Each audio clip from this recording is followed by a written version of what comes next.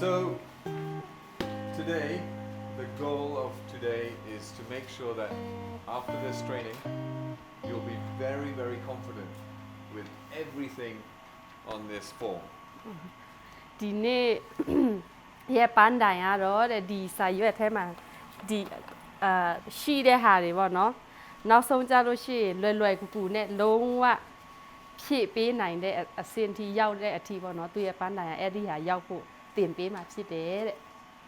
So we're going to go through each box and each different characteristic of the flavor, the taste, the sensory of the coffee, step by step. အကြောင်းမလို့ဒီ coffee ဒီထဲမှာဟိုเนาะအကွက်လိုက်အဲ့ဒါမှာရေးထားတဲ့ဥစ္စာတွေ coffee ရဲ့အရသာတွေကိုသစင်ပြီးတော့သစင်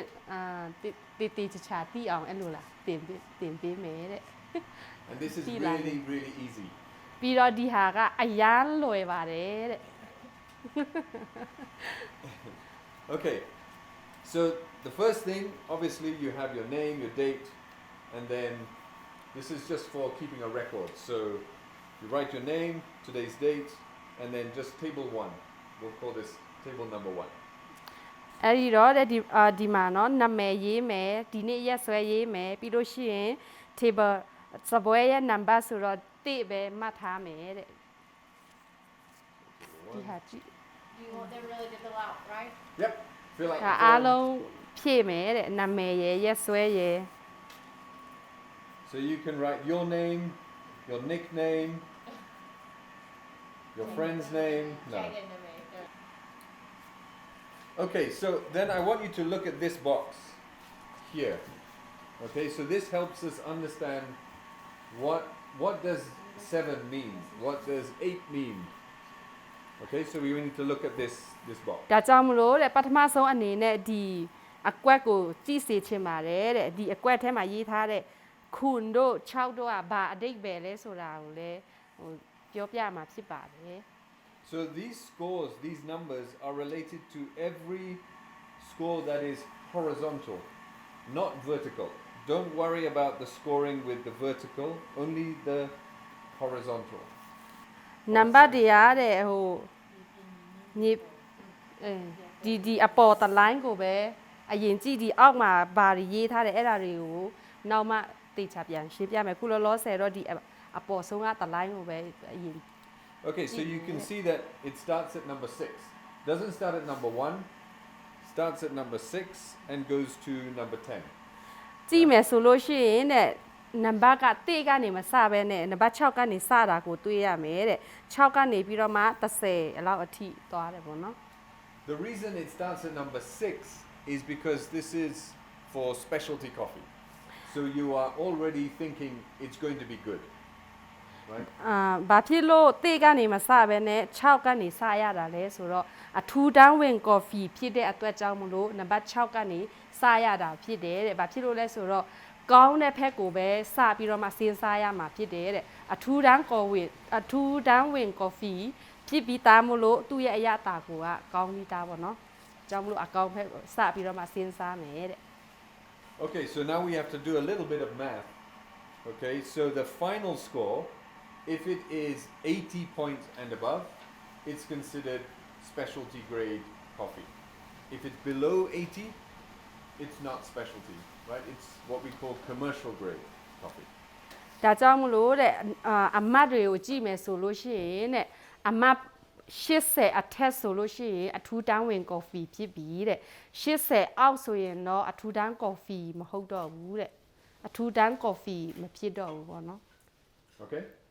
Yeah? That's really important because it's very different price with specialty coffee and non-specialty coffee. Very different price. ဒါကအရန်ကွာခြားတယ်တဲ့ပြီးတော့အရန်လည်းအရေးကြီးတယ်တဲ့နောက်ဆေးနှုန်းကလည်းအရန်ကွာတယ်တဲ့ And then there's levels of specialty. So between, and it depends on the market. Okay, so between 80 and maybe 84, there'll be a price range. And then when you get above 84, 85, it goes into another price range. And then if you go to 88 and above, it goes into Gold. very high, very high price, auction price. ဒါကြောင့်မလို့တဲ့ဒီ coffee ဆေးကွက်အရာကြည့်မယ်ဆိုလို့ရှိရင်ပေါ့နော်80နဲ့84ဆိုရင်အဲ့ဒီကြားမှာသူ့ရဲ့တန်ဖိုးကတစ်မျိုး84ကနေ86ဆိုရင်တစ်မျိုးနောက်86ကနေဟိုအထက်ဆိုလို့ရှိရင်88အထိဆိုရင်တစ်မျိုးပေါ့နော်အဲ့ဒီထက်များပြီဆိုရင်တော့ပန်းတိုင်ရောက်ပြီတဲ့ So if you're scoring coffee 85 and above, you're in the top 5% of the coffee in the world. Maybe even less, maybe 3%. Right? It's very difficult, a lot of work, right? You understand that how much work goes into creating a coffee that is 85 and above. So it should be a high price. ဒါကြောင့်မလို့ coffee ရဲ့စုစုပေါင်းအမတ်က85ရပြီဆိုလို့ရှိရင်တော့ဒါကတော်တော်ကိုကောင်းတဲ့ဈေးနှုန်းလေးကိုလည်းရပြီပေါ့နော်တကယ်လို့ကိုက85ပေးထားပြီဆိုရင်တော့ဈေးကောင်းကောင်းကိုရမှရမယ်ဖြစ်တယ်တဲ့။ဘာဖြစ်လို့လဲဆိုတော့တဲ့ဒီမှာရှိတဲ့လူတွေကလည်းတီးတဲ့အတိုင်းပဲပေါ့နော်ဘယ်လောက်ထိခက်ခဲလဲဆိုတာနောက်ကဘာတဝမ်းလုံးမှာဆိုလို့ရှိရင်အနေနဲ့ကြည့်မယ်ဆိုလို့ရှိရင်900ခိုင်နှုန်းမဟုတ်ရင်300ခိုင်နှုန်းလောက်ပဲရှိတယ်တဲ့ဒီ85အထက်ထူတောင်းဝင်ကော်ဖီကတကယ်လို့အမတ်85အထက်ရှိတယ်ဆိုရင်တကဘာလုံးမှာမှ900ခိုင်နှုန်းနဲ့300ခိုင်နှုန်းအဲ့လောက်ပဲရှိတာတဲ့ Okay, so back to this box. If we score a coffee 7 in all the areas, then it's going to be below 80 final score. Okay? And Yeah. even here it says very good, right? But 7 or 7.25, that is the borderline. 7.25 on each category. So you got to think about if I score this one a 7.25, that means it's in this category it's about a 80.5 coffee. Okay, for each category. Keep that in mind. ဒါအရေးကြီးတာဗါလဲဆိုတကယ်လို့ကိုကဒီကနေစပြီးတော့မှခုနှစ်ဒီအကွက်ထဲမှာဒီတကွက်ထဲကိုခုလို့ပေးထားပြီဆိုလို့ရှိရင်တဲ့အကွက်တိုင်းလို့အဲ့လိုမျိုးပေါ့နော်ခုအဲ့လိုမျိုးပေးထားလို့ရှိရင်သူ့ရဲ့အမတ်က80နဲ့85အော်80နဲ့80.5ကြားမှာပဲရှိတယ်တဲ့အဲ့ဒါကြောင့်မလို့စားတော့ပြီဆိုတာနဲ့အမတ်ပေးတော့မယ်ဆိုအဲ့ဒါတခါတည်းတိထားရမယ်တကယ်လို့ကိုကသူ့ကိုအမတ်ခုနှစ်အဲ့လိုပေးမယ်ဆိုလို့ရှိရင်ကိုပေးတဲ့အဲ့ဒီအမတ်က80မဟုတ်ရင်80.5ကြားမှာပဲတော့ရမှာတဲ့ Okay? Remember, you can only score the same numbers that are here. You can't do like a 7.7. You can't score 7.7. It has to be in 0.5 steps. Right? So you can do 7, 7.5. So ชอบเพราะว่าชอบประมาณชอบประมาณชอบประมาณအဲ့ဒီကြားမှာชอบประมาณ65မရဘူးเนาะဒီမှာသူရေးထားပေးတဲ့အတိုင်းအဲ့လိုမျိုးပဲပေးရမယ်တဲ့ကြားထဲမှာအဲ့လိုမျိုးသူများဒီမှာ6ပြီးတော့6.25ပြီးမှ6.5အဲ့လိုမျိုးရေးထားတယ်ဒါပေမဲ့ကိုကကြားထဲမှာအဲ့လိုမျိုးပေးလို့မရဘူးပေါ့နော်ဒီမှာရေးထားတဲ့အတိုင်းအဲ့ဒီလောက်ဥပမာ6ထက်ကိုပို့ပေးချင်တယ်ဆိုရင်6.25ပဲပေးရမယ်6.25ထက်နည်းအောင်ပေးချင်တယ်ဆိုရင်6ပဲပေးရမယ် Okay? So any questions on the numbers? ဆိုတော့ဒီမှာရှိတဲ့ number နဲ့ပတ်သက်ပြီးတော့မေးစရာရှိလားတဲ့ရှင်းလားတဲ့မေးစရာရှိလားတဲ့ Shop so good 7 so good also ship the good What's the difference between 6 and 7? Yeah. Oh, he said he understands good. What Good. do these words mean? Right. Okay, so good means Not good. not good in specialty. Yeah. Good means not a high price. Just means okay. တကယ်တော့ကိုက6ခုပေးမယ်ဆိုလို့ရှိရင်တဲ့အထူးတန်းဝင်ကော်ဖီအနေနဲ့ကြည့်မယ်ဆိုလို့ရှိရင်ဒါပုံမှန်ပဲကောင်းတယ်ဆိုယုံလေးပဲပေါ့နော်ဒါပေမဲ့ အနေဆုံးအထူးတန်းဝင်ကော်ဖီအနေနဲ့ပေးမယ်ဆိုရင်6နဲ့ခုကအနှိမ့်ဆုံးပဲဖြစ်သွားပြီအကောင်းတယ်ဆိုရင်တော့ကိုကအဲ့ဒီထက်ပိုတဲ့ဥစ္စာကိုပေးဖို့စဉ်းစားရတော့မယ် Then very good means over the line for specialty. Means it's just specialty. အဲ့ဒီ very good အတိတ်ပဲကတော့ဒီအထူးတန်းဝင် coffee အနေနဲ့ဆိုလို့ရှိရင်မစိုးပါဘူးပေါ့နော်အဲ့လောက်ပဲ very good က Excellent is specialty. excellent ကနေစမယ်ဆိုရင်ရှေ့ကနေစမယ်ဆိုလို့ရှိရင်ဩဒါကတော့အထူးတန်းဝင် coffee ဖြစ်တယ်ဆိုတဲ့ဟာကိုစပြီးတော့မှပေးချင်တဲ့အမှတ်ပေါ့ And then 9 and above means အဲ့ဒီ ခွန်ရှစ် ခွန်တက်မှာ ခုနနမ9ကနေစပြီးတော့ပေးရဆိုရင်ဒါအထူးတန်းကော်ဝင်အထူးတန်းဝင် coffee ဖြစ်တယ်ပေါ့နော်အဲ so you can try and be quite strict with the coffee. Okay? And I will show you how to understand each of the different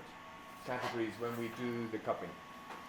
အဲ့တော့တဲ့သူလည်းဒီမှာလက်တွေ့လုပ်တဲ့ခါကြလို့ရှိရင်လည်းဆက်လက်ပြီးတော့မှပြောပြမှာတဲ့ဒီအကွက်ထဲမှာဘယ်လိုမျိုးလုပ်ရမယ်ဗာဆက်လုပ်ရမယ်ဆိုတာသူဆက်ပြီးတော့မှပြောပြမယ်တဲ့ Okay, let me go through the categories very quickly and then we'll go through again while we cut. Okay, so that we first understand each category. ဆိုတော့ဒီအကွက်ထဲကဥစ္စာတွေအားလုံးเนาะအဲ့ဒါကို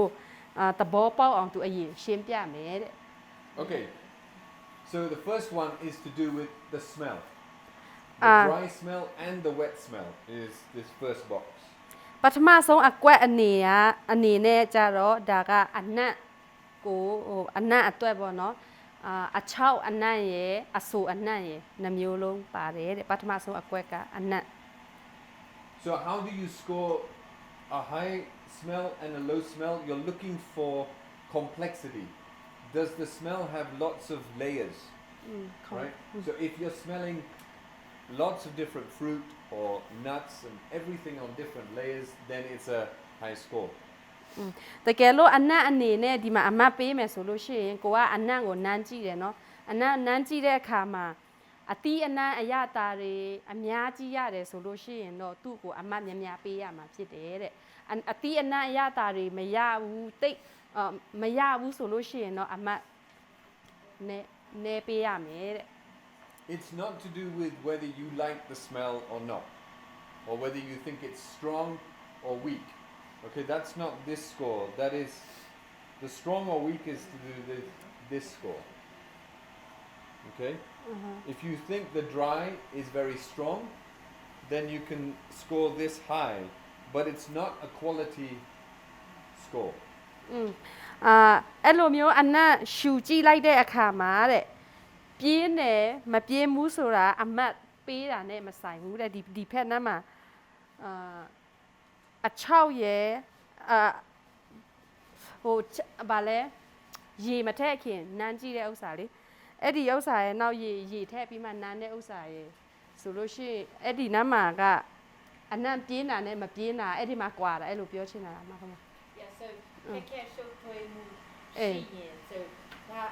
တီးရစားလားဒါစင်ဒါ complex ဖြစ်တယ်ဒါစင်အမျိုးမျိုးဖြစ်တယ်ဒီအတီလေးရဒီအတီလေးဒီ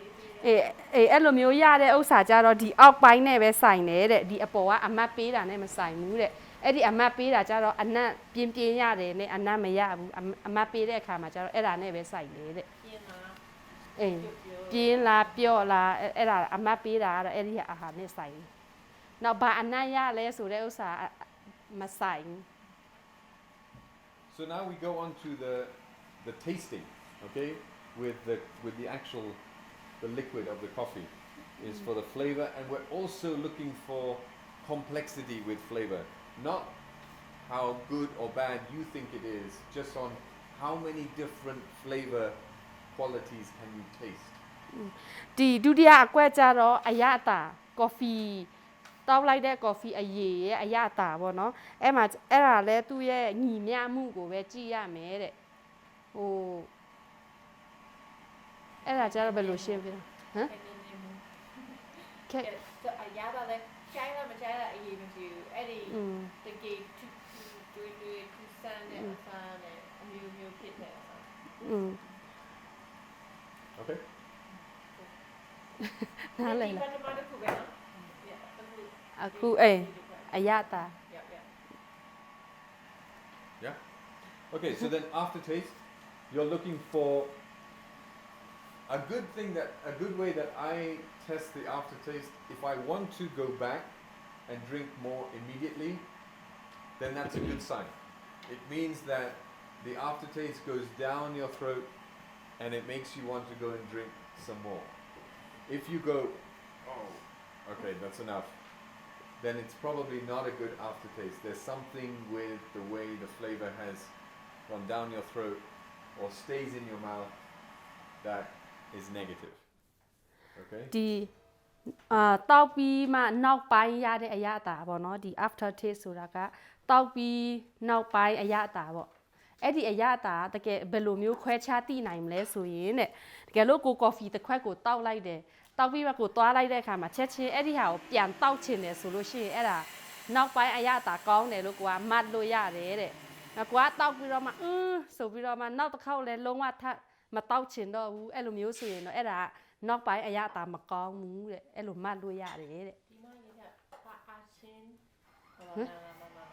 အာရှင်းတယ်အဲ့လိုမျိုးကိုနောက်ပိုင်းတောက်ပြီးပြည့် Yes, ချာ yes. ပေါ်မှာပြောပြီးတော့ လက်ကျန်တဲ့အရာက ချာပေါ်မှာတင်နေတဲ့အရာတာအဲ့ဒီ You hear that stringency? Yeah, no, the aftertaste, the word for aftertaste. อืม Okay. So also with aftertaste, if it's long lasting, that's a good thing. If it stays in your mouth and you can continue to keep tasting it, that's a good thing for coffee. Okay? တကယ်လို့တဲ့အဲ့ဒီနောက်ပိုင်းအရသာ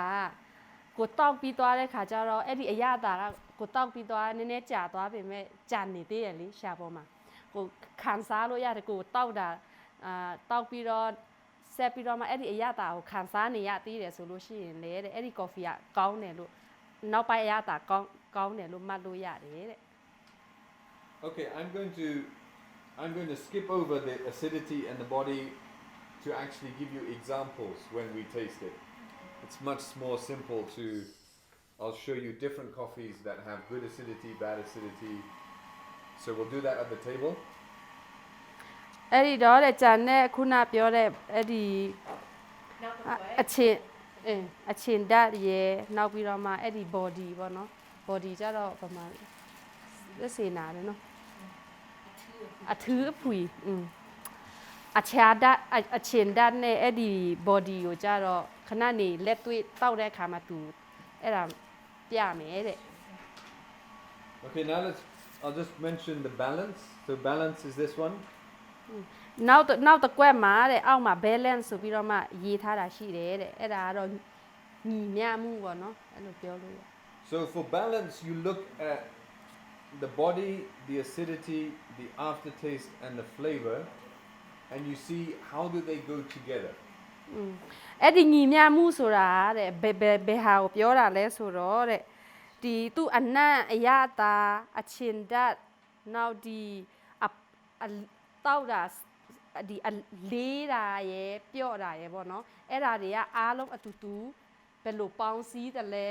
ကွဲထွက်သွားတယ်လဲပေါင်းစည်းနေလားအဲ့ဒီဥစ္စာညီမျှမှုရှိသလားမရှိဘူးလားဆိုတော့ပြောတဲ့ဟာဖြစ်တယ်တဲ့ So sometimes a coffee, it might have very, very high acidity, good acidity, but then no body. တခါတလေ oh sorry No, go ahead. ခါလေကြလို့ရှိရင်တဲ့ coffee ရတဲ့အချင်းဓာတ်ကအရမ်းများတယ်အရမ်းကောင်းတယ်တဲ့ဒါပေမဲ့အဲ့ဒီအလေးအပြော့ဘယ်လိုပြောမလဲအဲ့ဒီ body က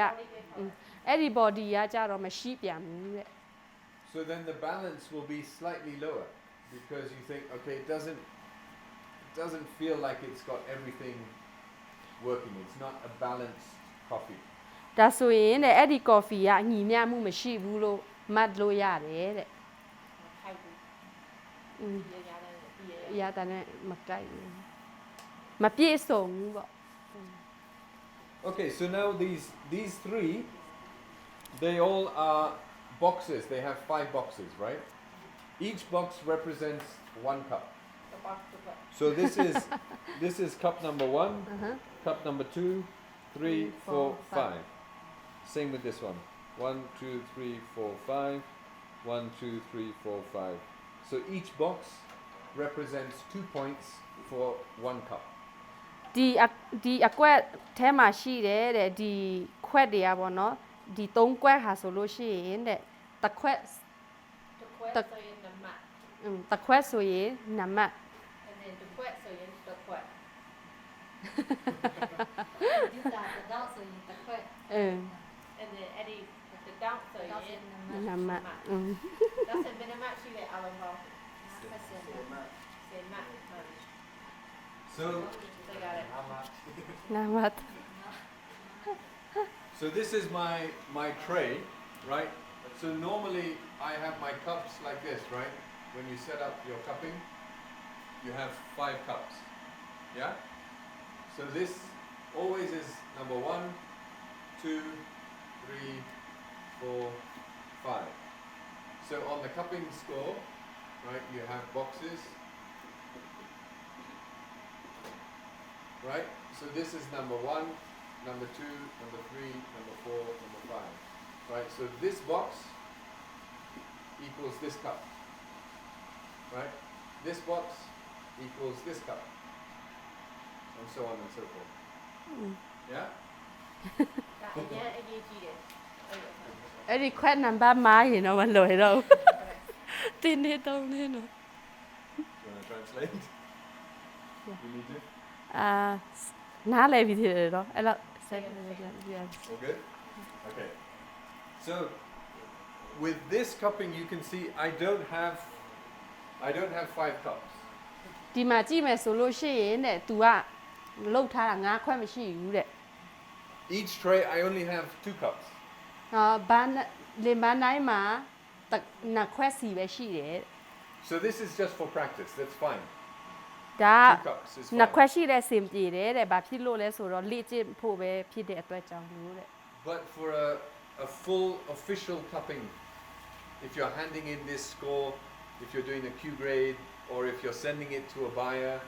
or if a buyer is sending you a form, it should be with 5 cups. Okay? ဒါပေမဲ့လို့တဲ့ဘာယာတွေလာတဲ့အခါဖြစ်ဖြစ်နောက်ကိုကော်ဖီ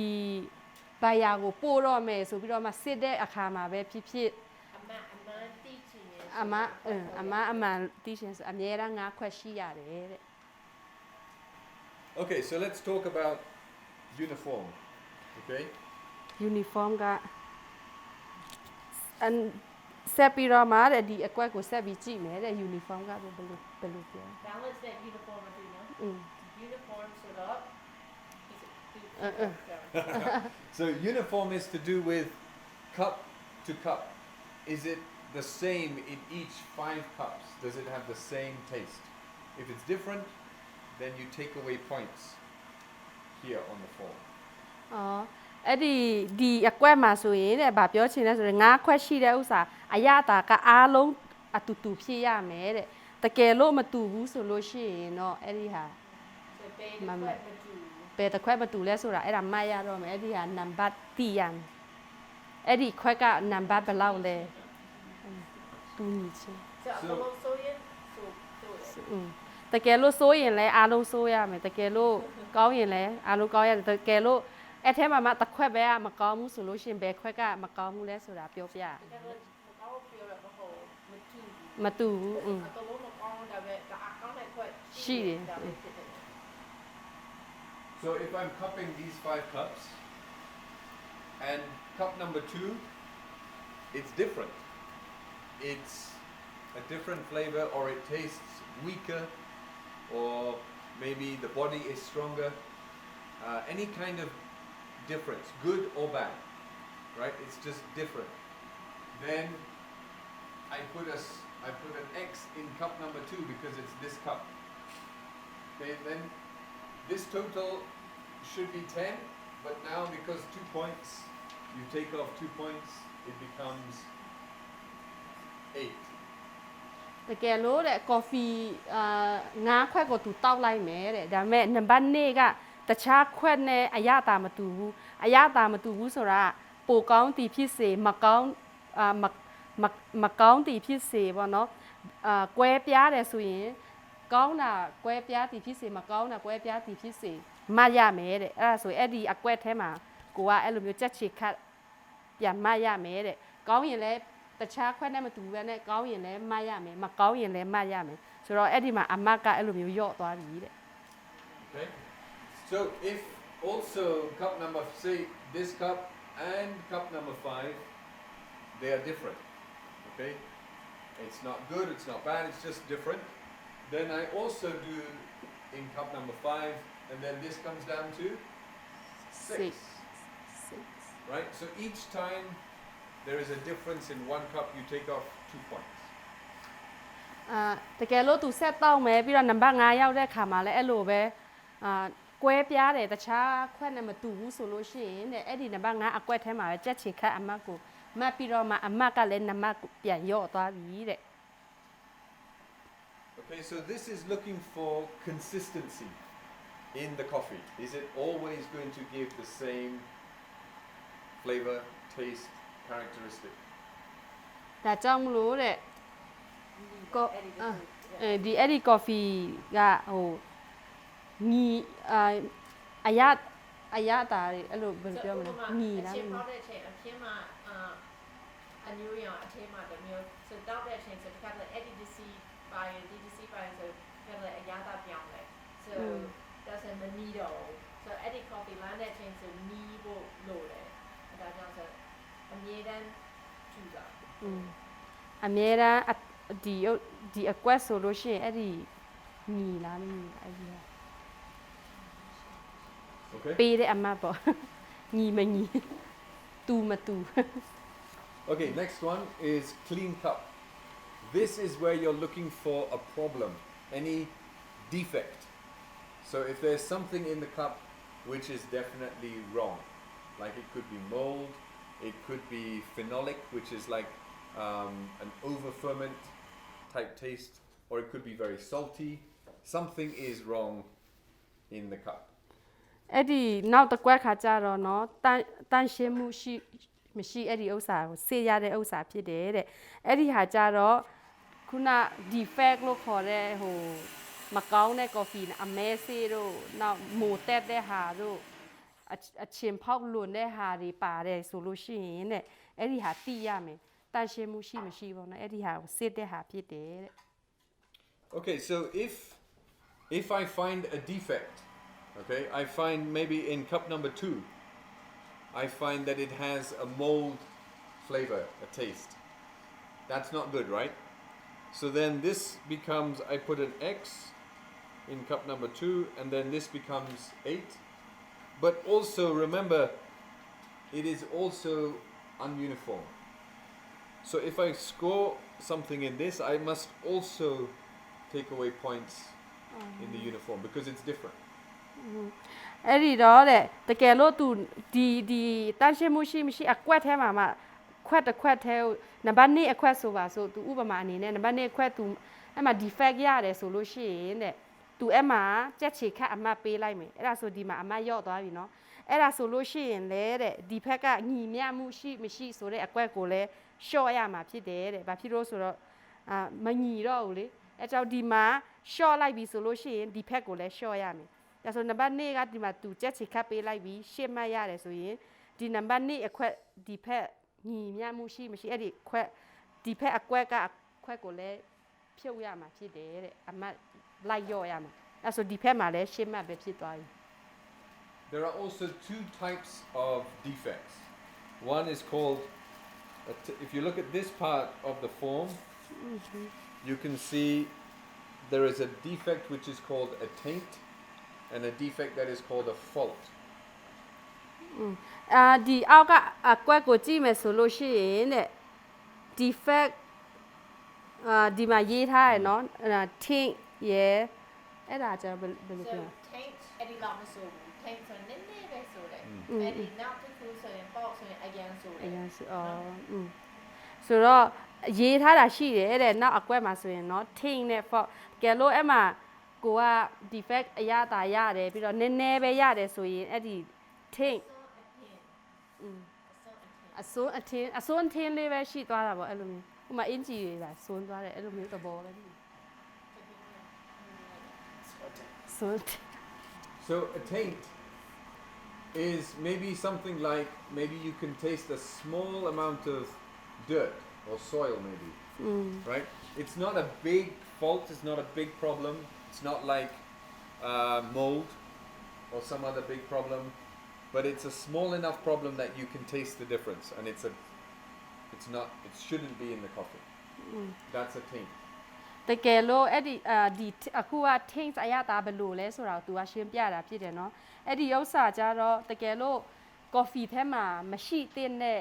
အရသာကိုတခုခုရလိုက်တယ်တအားဆိုးတာမဟုတ်ဘူးမိုးလောက်မဆိုးဘူးခုနအချင်းဖောက်လွန်တဲ့ဟာလောက်ထိမဆိုးဘူးဒါပေမဲ့အဲ့ဒီထဲမှာမရှိတဲ့အရသာနည်းနည်းပေါ့ကိုကရတယ်ဆိုလို့ရှိရင်အဲ့ဒီဟာမှတ်ရမယ်တဲ့ If you score something with a fault, then you must be able to name that defect. So you can't just score a fault without naming what it is. You have to either say, I can taste mold, or I can taste phenolic, or I can taste kerosene, or diesel in the coffee. Right? You have to be able to write down in the notes what is the fault. တကယ်လို့တဲ့ကိုက fault ဆိုပြီးတော့မှအမတ်ပေးလိုက်မယ်ဆိုလို့ရှိရင်ပေါ့နော်အဲ့ဒါကတော့တော်တော်ကြီးမားတဲ့ပြဿနာဖြစ်တယ်တဲ့အဲ့ဒါ defect ပါတယ်လို့မှတ်လို့ရတယ်တဲ့အဲ့ဒီလောက်ထိကြီးမားတယ်ပေါ့နော်တကယ်လို့ဥမာ coffee ထဲမှာဟိုကိုမပြောပြတတ်တဲ့အရသာရတယ်ဒါပေမဲ့လုံးဝမကောင်းတဲ့အရသာ coffee ထဲမှာမရှိတဲ့အရသာအဲ့ဒါကိုရပြီဆိုရင်တော့ဟိုအဲ့ဒီ fault လို့ကိုအဲ့ဒီလောက်အမတ်ကို short လိုက်မယ်ဆိုလို့ရှိရင်ဘာကြောင့် short ရလဲဆိုတဲ့ဟာကိုဒီမှာအောက်မှာမှတ်ချက်ရေးပေးရမယ်တဲ့ဒီ long coffee အရာတမဟုတ်တဲ့ဆိုဥမာ diesel mold အဲ့ဒီလောက်ထိပေါ့နော်အရသာရတယ်ဆိုရင်မှတ်ချက်ကရေးပေးရမယ်တဲ့ If you don't know what you're tasting, but you know, okay, this is a problem, but I don't know what it is, then write, I don't know what this is, but it tastes like something. တကယ်လို့ကိုကအဲ့ဒီ fault ကိုအမတ်ပေးတယ်ဆိုလို့ရှိရင်နောက်ပြီးတော့ကိုတောက်တဲ့ coffee ကဘာအရသာမှလည်းမသိဘူးဆိုလို့ရှိရင်တဲ့အောက်မှာမှတ်ချက်မှာဘာလဲဆိုတာမပြောတတ်ဘူးဒါပေမဲ့ဒီအရသာနဲ့တူပါတယ်ဒီအရသာနဲ့စင်ပါတယ်ပေါ့နော်အဲ့လိုမျိုးရေးပေးရမယ်တဲ့ This is important because if there is a fault, we should be able to fix the problem. And if you know what the fault is, you know where to go in the process to try and fix the problem. တကယ်လို့ကိုက fault လို့အမတ်ပေးလိုက်တယ်ဆိုလို့ရှိရင်တော့တဲ့အဲ့ဒါကိုတေချာရေးပေးရမယ်တဲ့မှတ်ချက်ကဘာဖြစ်လို့လဲဆိုတော့ကြီးမဒါပြဿနာဖြစ်တဲ့အတွက်အဲ့ဒီပြဿနာကိုပြန်ပြီးတော့မှဖြေရှင်းပေးရမယ်တဲ့နောက်ဒီ coffee လုပ်တဲ့အခါမှာဘယ်နေရာမှာဖြစ်တာလဲဆိုတာကိုကပြန်ရှာလို့ရတယ်တဲ့အဲ့ဒါကြောင့်မလို့မှတ်ချက်ကရေးခိုင်းတယ်တဲ့နော်အဲကြောင့်မလို့ဟိုဆက်မှာဖြစ်တာလားလမ်းစင်မှာဖြစ်တာလားဘယ်နေရာမှာဖြစ်တာလဲဆိုတာအဖြေကိုပြန်ရှာတွေ့ဖို့အတွက်ဖြစ်တယ်တဲ့ So hopefully we can find out, okay, was the fault because of the washing process? Was it because of staying too long on the drying beds? Was it because of the transport, which has got nothing to do with you on the farm, right? It's someone else's problem. Or is it could be many different reasons for a fault. And if I'm a buyer, right, and I come and I buy your coffee, and then I score, in another country I score and I say it has a fault, and I send back the form to Mel and to you guys, and you see that it has a fault, but you don't know, then you feel bad, like you don't know, our coffee was good, we sent it to you, there was no problem, now it's got a fault. That doesn't feel fair, it doesn't feel right that I should score a fault without naming where the problem is, right? So you can fix it. Maybe it was a storage problem. Maybe it was a fermentation problem. So then you can kind of try and work together to fix the problem. တကယ်လို့တဲ့ကိုက fault လို့ ပေးလိုက်တယ်ဆိုလို့ရှိရင်တဲ့တကယ်လို့ဘာမှမရေးထားဘူးတကယ်လို့တူတာတဲ့ဟိုဝယ်တမ် coffee ဝယ်တမားဖြစ်တယ်ဆိုလို့ရှိရင်တဲ့ तू ကငါတို့သူ့ကိုပို့ပေးလိုက်တဲ့ coffee तू ကဟိုမှာစစ်လိုက်တယ်စစ်ပြီးတော့မှ तू က form လို့ပြန်ပေးပြီးတော့မှဒီစာရွက်ကိုပဲဒီတိုင်းပြန်ပို့လိုက်မယ်အောက်မှာ match check ကလည်းဘာမှမရေးထားဘူးအဲ့ဒါဆိုလို့ရှိရင်တဲ့ကျမတို့ဒီစာရွက်ကိုကြည့်ပြီးလို့ရှိရင်တော့ဟိုလုံးဝစိတ်မကောင်းဘောနော်ငါတို့ပို့တာတကယ်အကောင်းပဲဘာဖြစ်လို့အဲ့လိုမျိုးပေးရတာလဲဆိုပြီးတော့မှဒါဟိုမတရားဘူးပေါ့နော်ဒါပေမဲ့တကယ်လို့ तू ကအောက်မှာတခုခုမှတ်ချက်ရေးထားပေးတယ်ဆိုလို့ရှိရင်ငါတို့ကလည်းဒီပြဿနာကိုပြန်ဖြေရှင်းနိုင်တယ်ကိုတော်မှာဖြစ်တာလားလမ်းစင်ပေါ်မှာလမ်းတာအရန်အချောက်လွန်သွားလို့လားဒါမှမဟုတ်ဟိုအခုချွတ်ဆက်တွေမှာပြဿနာတခုခုဖြစ်လို့ဒီဟာဖြစ်တာလားဆိုတာငါတို့ကလည်းပြန်ရှာလို့ရတယ်တဲ့အဲ့ဒါကြောင့်မလို့ဒီမှတ်ချက်ဆိုတာကအရန်အရေးကြီးတယ်ပေါ့နော် Okay, so just one very quickly, if I have a fault,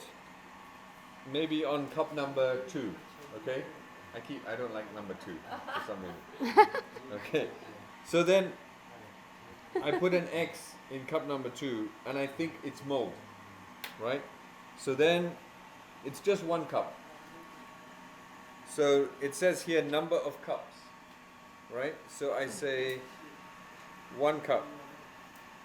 Then I say it's mold. So I write mold. And because it's mold, it's 4 points. Right? Because it's a fault. 4 points. Yeah? Then I have to take off another 4 points from there. So I take off 2 points here. I take off 2 points here. Then I take off another 4 points here. So for 1 bad bean, I take away 8 points from the score. So you can go from a 87-point coffee, very expensive coffee, to specialty, non-specialty, like 80. That's not a high price, right? I won't buy your coffee if it scores 80. But I want to buy your coffee if it scores 87. Right. So this is very, very strict. If there's one small defect, one fault, kacha! No more money. ဒီအကွက်ကိုနော်တကယ်လို့တဲ့ तू ကဟိုဟာ fault ကိုပေါ့နော်နံပါတ်2မှာတွေ့တယ်ဆိုရင်တဲ့ तू အမြဲတမ်းမကောင်းတာနော်နံပါတ်1မှာရေးပါမဆို तू နံပါတ်1မကြိုက်ဘူးတဲ့ဒီနံပါတ်1မှာတဲ့အဲ့လိုမျိုး तू ကမတ်လိုက်ပြီဆိုလို့ရှိရင်တဲ့ဒီမှာतू ဘာဖြစ်လို့မကောင်းဘူးလဲဆိုတော့ तू မတ်ချက်ရေးမယ်တဲ့မို့ကြောက်မလို့ဆိုပြီးတော့မှနော်မို့ဆိုပြီးတော့မှ तू ရေးမယ်တဲ့ရေးပြီးတဲ့အခါမှာတဲ့ဒီမှာခွက် number ပေါ့နော်ဒီမှာရေးထားတယ် number ပြီးတော့ off cup ဆိုပြီးတော့မှရေးထားတယ် Adding number cup ဆိုရင်ဒီ knit number မဟုတ်ဘူးเนาะဆိုဒီ9ခွက်ထဲမှာเป็นအခွက်ဖြစ်တယ်အဲ့ဒီ so number knit မဟုတ်ဘူးအဲ့ဒီဟာအရာအရေးကြီးတယ်နော်9ခွက်ထဲမှာဘယ်နှခွက်ဖြစ်တာလဲဆိုတာမေးတာဘယ် number ကဖြစ်တာလဲလို့မေးတာမဟုတ်ဘူးဒီ9ခွက်ထဲမှာဘယ်နှခွက်ဖြစ်တယ်လဲဒါပေမဲ့တစ်ခွက်ပဲနံပါတ်1တစ်ခွက်ပဲဖြစ်တာနော်ဆိုရင်တစ်ခွက်ပဲဖြစ်တယ်ဆိုတော့တေးအဲ့ဒီမှာရေးမယ်ပြီးလို့ရှိရင်သူ့အမတ်ကပါလဲသူ့အမတ်က4မှတ်နော်ဆိုတော့ဒီမှာ4ရေးလိုက်ပြီဆိုတော့ဒီမှာ4ဒီမှာအဲ့လိုမျိုးမှတ်လိုက်ပြီဆိုလို့ရှိရင်တဲ့ဒီဖက်မှာလဲနံပါတ်ထပ်လျှော့လိုက်ပြီနော်နံပါတ်ထပ်လျှော့ပြီဒီမှာလဲနံပါတ်ထပ်လျှော့ပြီဆိုတော့ဒီမကောင်းတဲ့အစီတစီကြောင့်မလို့တဲ့ငါတို့ရဲ့အမတ်က10မှတ်စလုံးကတခါတည်းသွားပြီပြီးတော့ငါတို့အမတ်ကတကယ်လို့80ပဲဆိုလို့ရှိရင်ဒီပြည့်80ခွန်ဒါဆို89ဖြစ်သွားတယ်ဒါဆိုလုံးဝ specialty မဟုတ်တော့specialty coffee လုံးဝမဟုတ်တော့ဘူးတဲ့10မှတ်လောက်ဒီတကယ်လို့ဒီ fault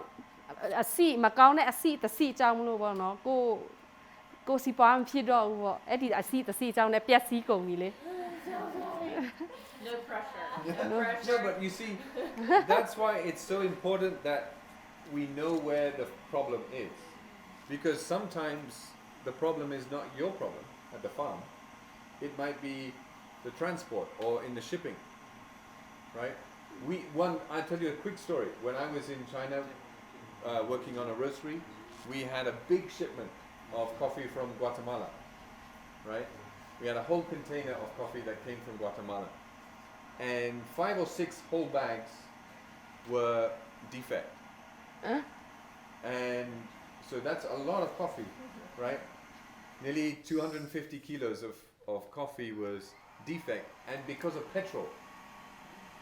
So somewhere, so is that the farm problem? No. No, right? Not the farm's problem. It's the shipping. Somewhere in the shipping process, petrol got next to the coffee and it destroyed 5 bags, right? So, but that's very important information for the people involved in that selling that coffee, because they won't use that shipping company again, right? Or they can go and try and fix the problem. So then the price, you have to make a challenge with the price. But it wasn't the farm problem. So the farm was like, it's petrol, that's not our problem. If it was say mold or something like that, then it could be the farm problem. But probably not the processing place, but wherever the dry mill. So maybe that's a dry mill problem. Or it could be storage at the exporter.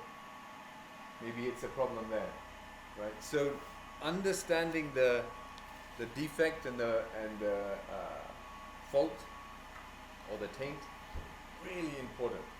really important. ဒါကြောင့်မလို့တဲ့เนาะ तू ကဒီ tank နဲ့ fault နဲ့အဲ့ဒီဥစ္စာဘယ်လောက်ထိအရေးကြီးတယ်လဲဆိုတာကို तू ပြောပြတာပေါ့เนาะ तू ဒီတရုတ်မှာ तू နေတဲ့အချိန်မှာတဲ့တရုတ်က coffee ကို तू ကအဲ့လိုမျိုးဟိုဖက်ပို့တာပေါ့เนาะ အဲ့လိုပို့တဲ့အခါမှာတဲ့ defect က6 8လောက်ပါလာတယ်တဲ့ အဲ့လိုမျိုးရှာလိုက်တဲ့အခါကျတော့တဲ့တောင်သူတွေရဲ့ပြဿနာလည်းမဟုတ်ဘူးစက်ယုံမှာလည်းမဟုတ် coffee လုပ်တဲ့အချိန်မှာလည်းမဟုတ်ဘူးပေါ့เนาะ ပို့တဲ့အချိန်မှာတင်ဘောပေါ်မှာဖြစ်တာအဲ့ဒီ acid ကြောင့်မလို့ပေါ့เนาะ အဲ့လိုမျိုးပြက်သွားတာဖြစ်တယ်တဲ့ အဲ့ဒါကြောင့်မလို့ဒီအောက်မှာရေးတဲ့အခါမှာအရန်အရေးကြီးတယ်တဲ့ တကယ်လို့မို့လို့သူများရေးလာလို့ရှိရင်တဲ့ဟိုတောင်စိုက်တဲ့လူတွေလည်းမဟုတ်ဘူး coffee လမ်းစဉ်ပေါ်မှာလည်းမဟုတ်တော့ဘူးဒါဆိုရင်အခုချွတ်ဆက်မှာလားဒါမှမဟုတ်ငါတို့ရဲ့ထိမ့်သိမ်းထားတဲ့ကိုတောင်ထဲမှာလားဒါမှမဟုတ်ရင်လည်းခုနပြောတဲ့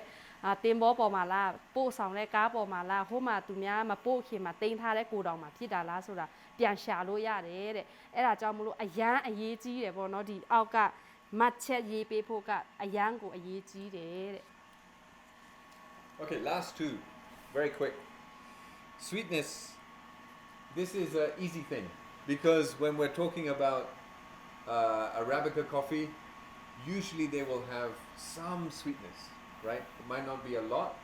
it might be a lot, but if it has no sweetness, then you take off the cup which has no sweetness. But 90-95% of the time with Arabica coffee, this is 10 points, no problem. Okay? ဒီအချိုဓာတ်ပေါ့နော်ဒီမှာ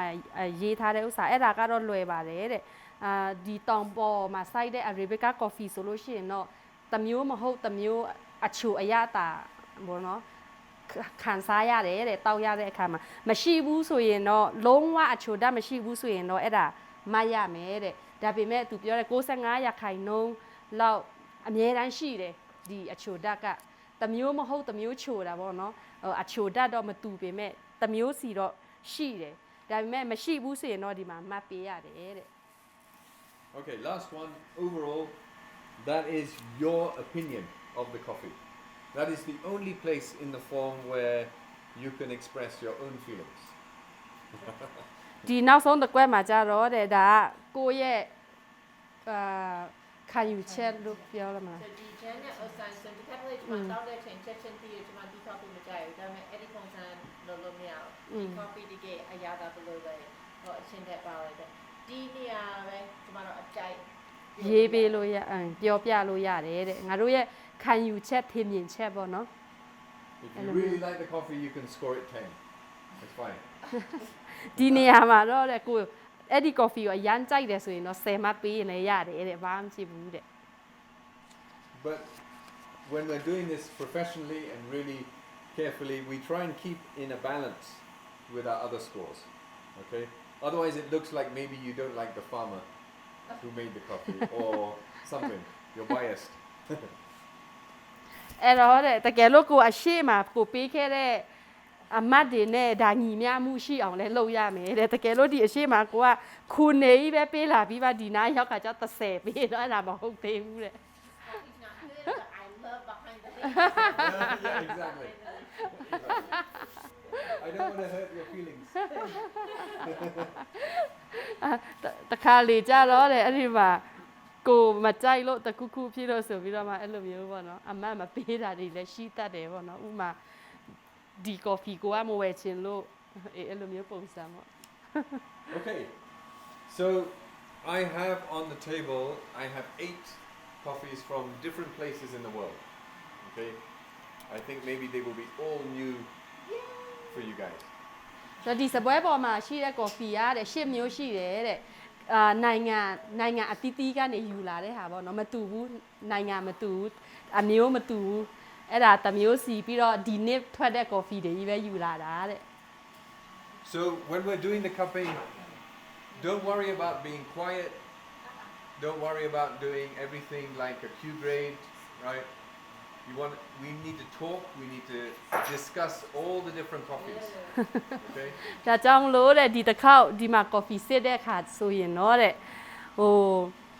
တိတ်ကလေးနေရမယ်တော့အဲ့လိုမျိုးမစိုးရိမ်နဲ့တဲ့ဒီတစ်ခါတော့ဆွေးနွေးမှုတွေလုပ်ရမယ်တိုင်ပင်ရမယ်စကားပြောရမယ်တဲ့တကယ်တင်တန်းအဲ့လိုမျိုးဟို Q grader တွေရဖို့ကြတော့စကားတွေပါပြောလို့မရဘူးလေဒီမှာတော့အဲ့လိုမဟုတ်ပါဘူးတဲ့စကားပြောလို့ရတယ်ဆွေးနွေးတိုင်ပင်လို့ရတယ်တဲ့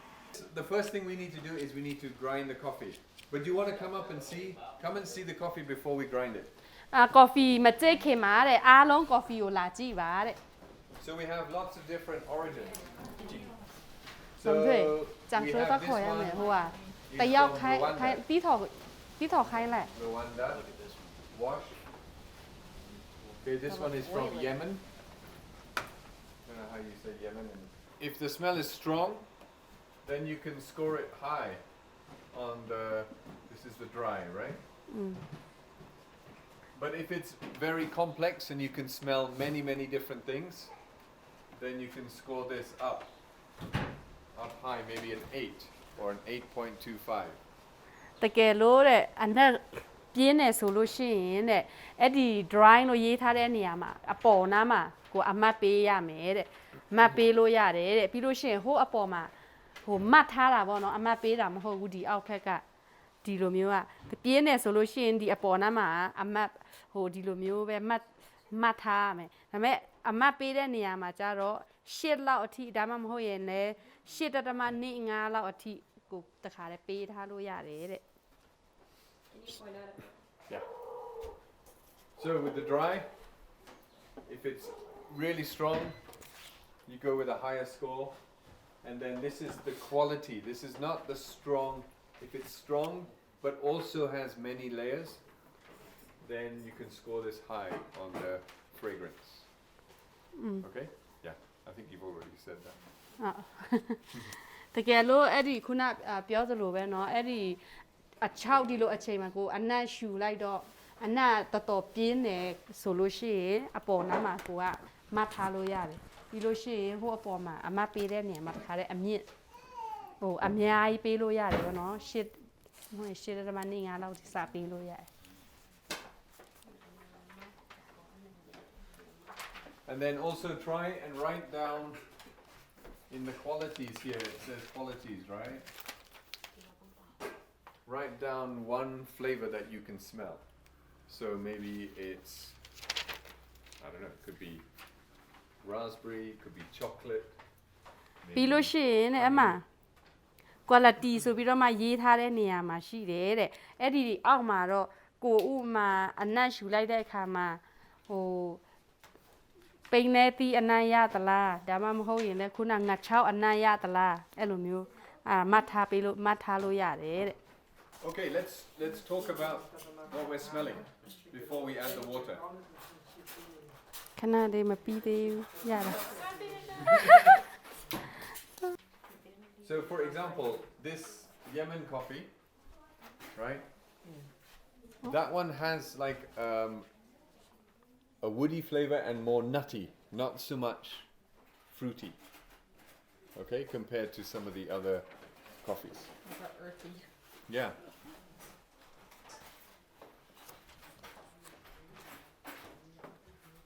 This Uganda coffee is very like orange, has a lot of tangerine. This one, Uganda. Then we have one coffee which is like strawberries. You know which one? One of the Ethiopians. Oh, it's Ethiopian. Usually we give ourselves just maximum 15 minutes from grinding to where we pour the water so that we don't lose the flavors, the aromatic flavors. ဒါကြောင့်မလို့တဲ့ဒီအနံ့အရသာတွေကိုတဲ့ရှူဖို့ပေါ့နော်ဒီကြိတ်ပြီးတာနဲ့ရေမထည့်ခင်ကြားထဲမှာအကြာဆုံးက15မိနစ်ပဲဖြစ်ရမယ်တဲ့ကြိတ်ပြီးတာနဲ့15မိနစ်အကြာဆုံးထားပြီးမှရေဖြစ်ရမယ်ပေါ့နော်အဲ့ဒါမှကိုကော်ဖီထဲမှာရှိတဲ့ဒီအနံ့တွေကိုကိုကရှူတဲ့အခါမှာရမှာတဲ့အဲ့ဒီထက်ကြာသွားရင်တော့အနံ့တွေကပျောက်သွားပြီတဲ့ Okay. Are we ready for water? တာပိုပြင်းလာတယ်တုံးဖောက်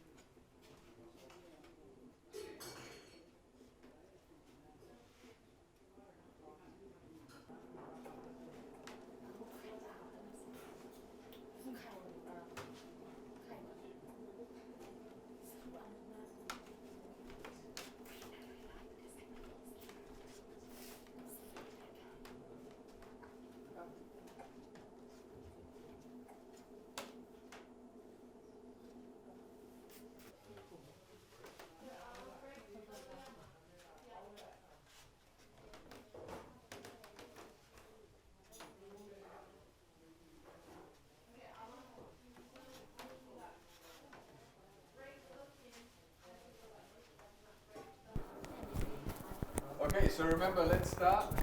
by looking at flavor and aftertaste. Okay, these two things.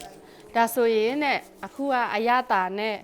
နောက်ပိုင်းအရသာအဲ့ဒါကိုအာယုံစိုက်ပြီးတော့မှလုပ်ကြည့်ရမယ်တဲ့ So remember, flavor is about complexity. So can you taste lots of layers in the coffee? Don't just look for, is it good or is it bad? Look for, can I taste lots of different things in the coffee? If you can, then it's a high score. If you can only taste one thing, then you give it maybe a 7 or even lower. ဒါဆိုရင်တဲ့ဒီအရသာဆိုတဲ့အကွက်ထဲမှာပေါ့နော်တကယ်လို့အဲ့ဒီကော်ဖီထဲမှာကိုတောက်လိုက်လို့အရသာအမျိုးမျိုးရတယ်ဆိုလို့ရှိရင်တဲ့အမတ်ကိုများများပေးလို့ရတယ်တဲ့ဒါပေမဲ့အမျိုးမျိုးမရဘဲနဲ့တစ်မျိုးပဲရတယ်ဆိုရင်တော့ခုနှစ်ကနေပဲစပေးရမယ်တဲ့ Remember, it's not about whether you like the taste or don't like the taste. ဆိုတော့ငါကတော့ဒီအရသာကိုကြိုက်တယ်ဒီအရသာကိုမကြိုက်ဘူးအဲ့ဒါနဲ့လုံးဝမဆိုင်ဘူးတဲ့တောက်လိုက်တဲ့အခါမှာဒီကော်ဖီထဲမှာအရသာအမျိုးမျိုးရှိတယ်မဟုတ်ရင်လည်းအမျိုးမျိုးမရဘူးတစ်မျိုးပဲရတယ်အဲ့လိုမျိုးပေါ့နော်ကိုကြိုက်တာမကြိုက်တာဒါမှမဟုတ်ဒီအရသာတော့ကောင်းတယ်ဒါမကောင်းဘူးအဲ့ဒီလောက်ပဲမဟုတ်ဘူးပေါ့နော်ကိုတောက်လိုက်တဲ့အထဲမှာမှအရသာအမျိုးမျိုးရှိသလားတစ်မျိုးပဲရှိသလားအဲ့ဒီဟာကိုဟိုလေ့လာရမယ်တဲ့ If you're confident, you can do flavor, aftertaste, and acidity all at the same time. With acidity, okay, it's like, don't think of it as sour or not sour. Think of it, is it bright? Does it like jump in your mouth? အဲ့ဒီအချင်တက်ကကြတော့เนาะတကယ်လို့ခုနအရတာက तू ကညီမျှမှုရှိတယ်အဲ့လိုမျိုးဆိုလို့ရှိရင်အဲ့ဒီနောက်ပိုင်းအရတာရောဒီအချင်တက်ကိုကအမတ်တခါတည်းပေးလိုက်လို့ရတယ်တဲ့အဲ့ဒီအချင်တက်မှာကြတော့တဲ့ဒါချင်တယ်ဒါမချင်ဘူးအဲ့ဒီလောက်ပဲမစင်းစားနဲ့တဲ့တောက်လိုက်တော့ဟိုဘယ်လိုမျိုးပြောမလဲအရတာမှာထူးထူးခြားခြားစူးရှာတဲ့အရတာတစ်ခုခု စူးရှာတဲ့အရာတာတစ်ခုခုကိုရလိုက်တယ်ဆိုလို့ရှိရင်တော့အဲ့ဒါအချင်တက်အများပေးလို့ရတယ်ဗောနော်အမတ် Okay, so for acidity, remember we're looking for layers of flavor. Aftertaste, is it long? Does it keep going? Right? Is it feel good in the back of your throat? For acidity, is it bright? Does it pop out through the layers? If the acidity comes up and it's bright and pleasant, then it's a good score. ဒါဆိုလို့ရှိရင်အရတာဆိုလို့ရှိရင်ခုနသူဆွဲပြတာဒီလိုညီမျှမှုရှိမရှိเนาะအဲ့ဒီဟာကိုတောက်ကြည့်ရမယ်နောက်ပိုင်းအရတာကြတော့ပစတ်ထဲမှာအရတာတစ်ခုခုအကြာကြီးခံနေတာတောက်ပြီးတာနဲ့ချက်ချင်းမပြောက်သွားဘူးသူအရတာတစ်ခုခုကိုရှာပေါ်မှာကြံနေခဲ့တယ်အဲ့ဒီဥစ္စာပြောတာအဲ့ဒါနည်းနည်းတောက်ပြီးရင်လည်းနည်းနည်းရှိသေးတယ်ပေါ့เนาะပစတ်ထဲမှာအဲ့လိုမျိုးအကြောင်းလို့အရှိအဲ့လိုမျိုးသူဆွဲပြထားတယ်เนาะနောက်ပြီးတော့ခုနပြောတဲ့အချင်တဲ့ acidity ကြတော့ကိုတောက်လိုက်တာနဲ့စူးရှာတဲ့အရတာကိုရတယ်ပေါ့เนาะမတောက်လိုက်တာနဲ့အဲ့လိုမျိုးတခါတည်းဒီနောက်မှာရတယ်လေမင်းအော်တဲ့ဘိုင်ဖန်းဖန်းนี่จะมวยแต่ละตัดจื้อๆน่ะအဆန်ဆန်စနေအရဆာနာအဲ့လိုမျိုးရတဲ့ဥစ္စာဆိုလို့အဲ့လိုမျိုးစူးရှာတာပေါ့เนาะအဲ့လိုမျိုး Okay, so let's taste the coffees, and then if you have any questions, then we'll talk about these three things. Don't worry about body or balance or anything else. Just concentrate on flavor, aftertaste, acidity. အဲ့ဒီတော့တဲ့အခုအဲ့ဒီဟာတောက်ကြည့်မယ်တဲ့တောက်ကြည့်ပြီးတဲ့အခါမှာခုနပြောတဲ့၃ခုကိုပဲအာယုံစိုက်မယ်တဲ့အဲ့ဒီ body နဲ့ balance ကိုမစင်စားသေးဘူးတဲ့အရတာရဲ့နောက်ပိုင်းအရတာရဲ့နောက်အချင်းတာခုနစူးရှာတဲ့ဥစ္စာအဲ့ဒီ၃မျိုးကိုပဲအာယုံစိုက်ပြီးတောက်ကြည့်မယ်တဲ့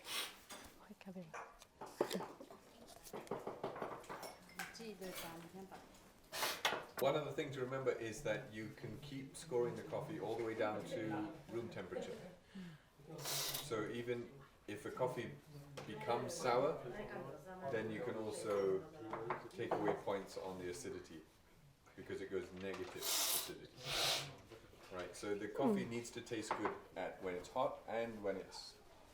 cooled down. ဆိုတော့တဲ့ coffee ကိုအဲ့လိုတောက်ကြည့်တဲ့အခါမှာ coffee အေးလာတဲ့အခါမှာကိုတောက်ကြည့်လို့အဲ့အချင်းတက်ကများနေသေးရရှိသေးတယ်ဆိုလို့ရှိရင်တော့ဒီ coffee ကကောင်းတယ်ပေါ့နော်နောက် coffee ကအစမှလည်းကောင်းရမယ်ပြီးတော့အေးသွားရင်လည်းကောင်းရမယ်အဲ့လိုမျိုးပေါ့အဲ့လိုမျိုးဆိုရင်တကယ်ကောင်းတဲ့ coffee ကအဲ့လိုမျိုးဖြစ်တယ်တဲ့ Okay, just the last one I want to talk about balance. Okay, so balance is also a tricky one. So on the table, which one is the most balanced?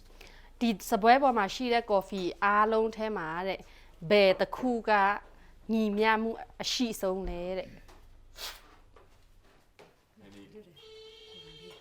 Which one? ကိုလာမီယာတဲ့ This one? Yeah, it's very balanced, right? Even now when it's cold, the acidity is still nice, the sweetness is still nice, the body is still nice. Everything is still in balance. Which one is the most unbalanced? ဘယ်တစ်ခုကမညီမျှဆုံးကဘယ်တစ်ခုလဲတဲ့ Yeah, it's any of these three, I think, are pretty unbalanced. This one is quite unbalanced, right? Because the acidity has gone sour, the body has dropped. တောက် So this one is interesting because on the acidity score, right, you have one for intensity, which is the vertical score. So this one is high on intensity but low on quality. ဒီလိုမျိုးနေရမှာဆိုရင် तू ကမြင့်တယ်ဒါပေမဲ့ဒီနေရာမှာဆိုရင်နှိမ့်တယ်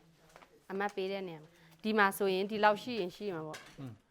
ဒါပေမဲ့ဒီနေရာမှာကျတော့ဒီလောက်ပဲ ဒီဥစ္စာများရင်ဆိုတာ score နဲ့မဆိုင်ဘူးเนาะများတယ်ဒါပေမဲ့အရသာမကောင်းရတာမကောင်းဘူးဆိုရင်အမတ်ကိုအများကြီးပေးလို့မရအဲ့ဒီဟာလည်းသိရချင်တိုင်းမကောင်းဘူးကွာအဲ့လိုမျိုးပြောချင်တယ်ရတာလည်းမျိုးရတယ် ခုနအားလုံးပြောရဲဆိုဟိုမှာအချင်းတက်နေတယ်ဆိုတာ ဒါမမှန်ဘူးเนาะဆိုအဲ့ဒီဥစ္စာအားလုံးသိစေချင်တယ်ဘာဖြစ်ဆိုပြောင်းပြန်ဖြစ်နေတယ်ဒီဥစ္စာဆို acidity ဆိုတာပဲဒါပေမဲ့ဒီခါတည်းဒါအကုန်လုံးဒီဥစ္စာဖြစ်လားမဟုတ်ရင်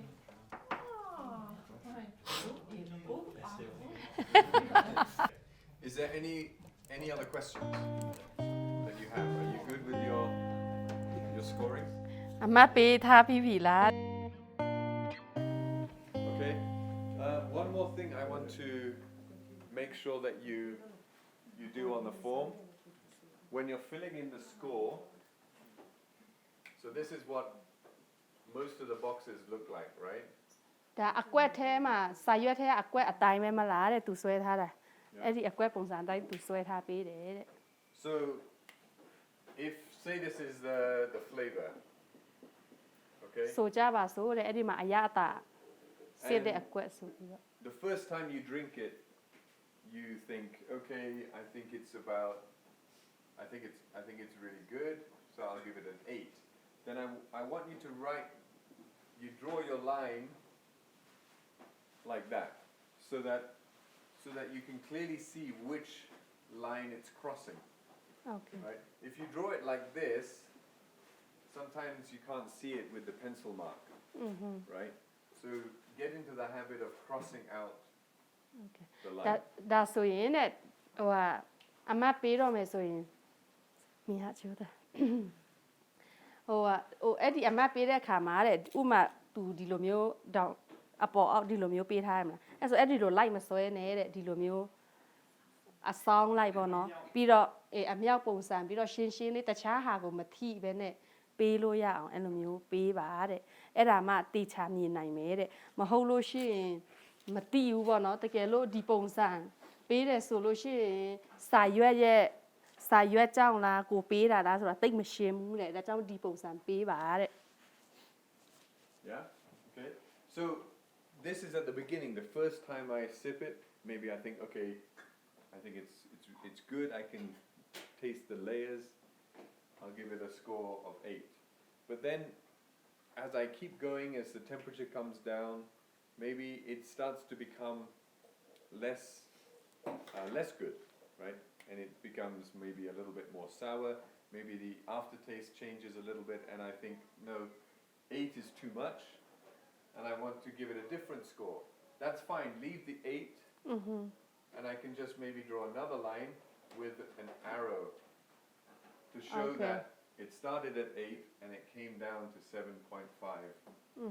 တကယ်လို့ကိုပထမဆုံးတောက်လိုက်တယ်တဲ့တကယ်လို့ကိုတောက်လိုက်တယ်ဒီလေမန်းတစ်ခုကိုတောက်လိုက်တယ်ပထမဆုံးတစ်ခေါက်တောက်လိုက်တဲ့ချိန်မှာဟာဒါတော်တော်ကောင်းတယ်လို့ကိုကထင်ပြီးတော့မှနံပါတ်8ကိုပေးလိုက်တယ်အမှတ်8မှတ်ပေးလိုက်တယ်ဒါပေမဲ့ပြန်လဲလိုက်တယ်လဲသွားပြီးမှဒီမှာပြန်ရောက်တဲ့အချိန်အပူချိန်လဲနဲ့အေးလာပြီးကိုပြန်တောက်ကြည့်တဲ့အခါကျတော့ခုနတောက်တလောက်တိတ်မကောင်းတော့ဘူးလို့ကိုစိတ်ထဲမှာဟာခုနကောင်းတယ်ခုကျတော့တိတ်မကောင်းတော့ပြန်ဘူးလို့ထင်လို့ရှိရင်တဲ့နံပါတ်8ပေးထားတဲ့ဟာကိုမဖြတ်ပါနဲ့တဲ့အဲ့ဒီ short ပေးတဲ့ဖက်ကိုပြန်ခုနသူပြတဲ့ဖက်ကိုပေးပြီးမှအဲ့ဒီများတာလေကောင်းမကောင်းဘူးဆိုတဲ့သဘောကိုပြတာပေါ့နော်ခုနတော့မကောင်းတော့ဘူးဆိုတဲ့သဘောကိုပြတာဒီဖက်ကိုများပြန်ပြရင်ရတယ်တဲ့တကယ်လို့ကိုက short ပေးလိုက်မိတယ်ဆိုရင်လည်းဟိုဖက်ပြန်တိုးချင်များဟိုဖက်ပြန်ပြပေါ့ Okay? Same with any of the other scores. If you want to change it, if you want to go up, go down, just make sure you draw the arrow so that you remember what the last score was. And you always write down the last score, not the first Okay. score. အဲ့ဒီတော့တဲ့အမတ်ဒီအပေါ်မှာရေးမယ်ကိုအမတ်ပေးတော့မယ်ရေးတော့မယ်ဆိုလို့ရှိရင်နောက်ဆုံးကိုပေးတဲ့အမတ်ကိုပဲရေးရမယ်တဲ့ပထမပေးတဲ့နံပါတ်ဆိုရင်မရေးရသေးဘူးဒီလိုပဲခဲတာနဲ့ပဲမှတ်ထားနောက်ဆုံးဒါတေချာပြီဆိုရင်တော့ဒီအဲ့ဒီအကွက်ထဲကိုဖြည့်ပဲဆိုမှကိုနောက်ဆုံးပေးတဲ့အမတ်ကိုပဲရေးရမယ်တဲ့ပထမဆုံးပေးတဲ့အမတ်ကိုမရေးရဘူးတဲ့ Okay, now I'm going to give you a quick, easy way to do the math, to calculate without using a phone, without being a genius like Jason, and you can do the math really easily and quickly. အခုကတဲ့ဟိုဟာတွက်တဲ့နီးကိုသူပြမယ်တဲ့ဖုန်းလည်းမလိုဘူးဟိုဟာဗာလဲ ကနန်းတွက်ဆက်လည်းမလိုဘူးပေါ့နော်အဲ့ဒါတအားလွယ်တဲ့နည်းကိုသူကပြမယ်တဲ့ Okay, so if we assume that the uniform, the clean cup, and the sweetness are going to be 10, then we know that that's 30 points, right? So we usually that's 30 points. ဒါဆိုတော့အဲ့ဒီ uniform ရဲ့clean up ရဲ့ sweetness ရဲ့ပေါ့နော်အဲ့ဒီအကွက်က30အပြည့်ရထားတယ်ဆိုတော့ကိုကတိထားပြီးသားပေါ့နော်အဲ့ဒါကို30ရပြီးသား Okay, and then we have 1, 2, 3, 4, 5, 6, 7 places where you're scoring between 6 and 10. Okay, and let's assume that the middle score is going to be the normal score is going to be 7, right? So 7 times 7 is 49, I believe, right? ဆိုတော့ဂျန်နဲ့ခုနှစ်ကွက်လောက်မှာတဲ့ That's တကယ် 7. လို့ကိုပေးထားတဲ့အမတ်ကခုနှစ်နားမှာရှိတယ်ဆိုလို့ရှိရင်တဲ့ဟိုဥမာခုနှစ်ကွက်မှာဆိုရင်ခုနေဆိုရင်49ပေါ့နော် Okay, so if you scored all of these 7 and you scored these 10, right? There was no issues. It's a clean coffee. Then what would be the final score? It's 79, right? ဆိုတော့အားလုံးကခုနှစ်ပတ်ဝန်းကျင်မှာခုနှစ်ကွက်ရထားတယ်ဆိုရင်တော့ခုန30နဲ့အဲ့ဒါပေါင်းလိုက်လို့ရှိရင်ကိုယ့်ရဲ့စုပေါင်းအမတ်ကခု29လောက်ရသွားပြီပေါ့နော် So this is where we know that if you score something 7, that means it's right below the specialty mark, right? And everything else is clean, no issues. So a clean coffee at 7, then you're going to get the final score of 79. ဒါကြောင့်မလို့တဲ့တိထားရမယ်တဲ့ကိုကအမတ်တွေကိုခုနှစ်လောက်ပဲပေးထားတယ်ဆိုလို့ရှိရင်တဲ့ကိုယ့်ရဲ့ကိုပေးထားတဲ့အမတ်ကအထူးတန်းဝင်ကော်ဖီမဝင်ဘူးပေါ့နော်ဘယ်လိုပြောမလဲခု29အဲ့လောက်80အောက်မှာအဲ့လောက်ပဲရှိတယ် So then all I need to do is I just need to add up in my head, I just need to add up the 0.7 plus 0.5 plus 1 plus 0.5 plus anything above 7 I can do quickly and then add it to 79. အဲ့လိုမျိုးစုပေါင်းပြီးလိုက်တဲ့အခါမှာတဲ့ဓာတ်မအနောက်ကကဏ္ဍတွေကိုလည်းကိုအဲ့ဒါဆိုရင်နည်းနည်းမြန်လေးပြန်ပေါင်းတတ်ပြီပေါ့နော်ပြန်ပေါင်းနိုင်ပြီတဲ့အဲ့ဒါကြောင့်ကြံတဲ့ဓာတ်မအနောက်ကဥစ္စာတွေကိုကိုကောင်းထဲမှာအဲ့လိုမျိုးမြန်တွက်နိုင်ပြီပေါ့အဲ့ဒါဆိုကိုအမတ်ဘယ်လောက်ရလဲဆိုတာကိုမြန်တွက်လို့ရတယ်နီးပေါ့ So let's do this together. We have 1 here, 5.5 plus 0.5 is 2, then 0.75 plus 0.25 is also 1, so we know we have 3. 3 points, 3.5, 3.5 plus 79 is 82.5. So we know that this score is 82.5. Really quick, easy, no calculator. အဲ့ဒီလိုနီးနဲ့တွက်မယ်ဆိုလို့ရှိရင်အရမ်းမြန်တယ် Yeah? Okay, so then we can do the next one. We go, that's 1, 1.5, 2.25, 2.75, 3.25. So this is 82.25. Yeah, that's my final score. You follow what I'm doing? သူဘာလုပ်နေလဲဆိုတာအားလုံးလိုက်မိတယ်မလားတဲ့လိုက်မိလားသူဒါနောက်ဆုံးဟာဒါအဲ့ဒါစုပေါင်းရမှသူရတဲ့ဟာပေါ့နော် Okay, so let's do this one. So 0.75 plus 0.25 is 1. That's a half, so this is 1.5. 1.5, so 79 plus 1.5 is 80.5. So this one is a low score of 80.5. Just specialty. ဒါကတော့အနည်းဆုံးပေါ့နော်ဟိုအထူးတန်းဝင်ကော်ဖီတော့ဖြစ်တယ်ဆိုရုံလေးပဲတအားအောင်မတ်နဲ့အရန်ကတ်နေတယ်နော် Okay? So remember that you cannot score a coffee 80. If it is 80, you can't be right on the line. You have to be a 79.5 or 80.5. You have to be somewhere off. You can't score a coffee right on 80. So the way you do that is you change your overall. So if you get to 80, then you can change your overall and go, do I push it into specialty? Do I push it into commercial? အဲ့ဒီတော့တဲ့ကိုရဲ့ coffee ရတဲ့ကိုအမတ်တွေပေးပြီးတော့ပေါင်းလိုက်တဲ့အခါမှာ80ကွက်တီအဲ့လိုမျိုးကရေးလို့မရဘူးတဲ့နော်96.5ဆိုရင်လည်းရေးလို့ရတယ်ဒါမှမဟုတ်ရင်လည်း80.5ကိုကြော်ရမယ်တဲ့အဲ့ဒါကိုတောက်ခဲ့တဲ့ coffee အပေါ်မှာမူတည်တယ်ကိုကပြန်စဉ်းစားတာထူတန်းဝင် coffee ဖြစ်တဲ့လားမဖြစ်ဘူးလားဒါကိုစဉ်းစားရမယ်တဲ့တကယ်လို့ဖြစ်တဲ့နယ်ဆိုလို့ရှိရင်တော့ဖြစ်တဲ့နယ်မဖြစ်တဲ့မှုဆိုရင်ဘယ်မှာကိုကပြင်လို့ရလဲဆိုတော့ overall ဆိုတဲ့ number မှာကိုကအရှော့အတင်းအဲ့ဒါကိုပြန်လုပ်ရမယ်တဲ့ဆိုတော့အဲ့ဒါကိုတောက်တာကိုကကိုဆုံးဖြတ်ရမှာပေါ့နော် तू ကအထူတန်းဝင်ဖြစ်လားမဖြစ်ဘူးလားဆိုတာ80တော့အဲ့လိုကွက်တိရေးလို့မရဘူးတဲ့ရော့နည်းနည်းရော့ရင်ရော့မရော့ရင်နည်းနည်းပိုရေးရမယ်တဲ့ Okay, so when you have scores that go into the 8, that gets a little bit more difficult. Okay, but we'll just add up the points and then we'll just add up the ones and it becomes easy. So 0.5 plus 0.5, that's 1. 0.75 plus 0.25, that's 1. So I got 2, 2.75, and then I add up the 8s. 2.75, 3.75, 4, 5, 6, 7.75, and then I have to, 8.75. So 8.75 plus 79 is 87.75. တကယ်လို့တဲ့ကိုပေးတဲ့အမတ်က shit ဆိုရင်တော့နည်းနည်းလေးပိုခက်လာပြီပေါ့နော်ပြီးတဲ့အခါကျတော့ तू ကအဲ့ဒီအနောက်ကဒသမတွေကိုအရင်ပေါင်းပြီးတော့မှအဲ့လိုမျိုးပြန်ပေါင်းသွားတယ်အဲ့လိုမျိုးဆိုရင်ပိုမြန်နေတဲ့ Okay, I think that's right.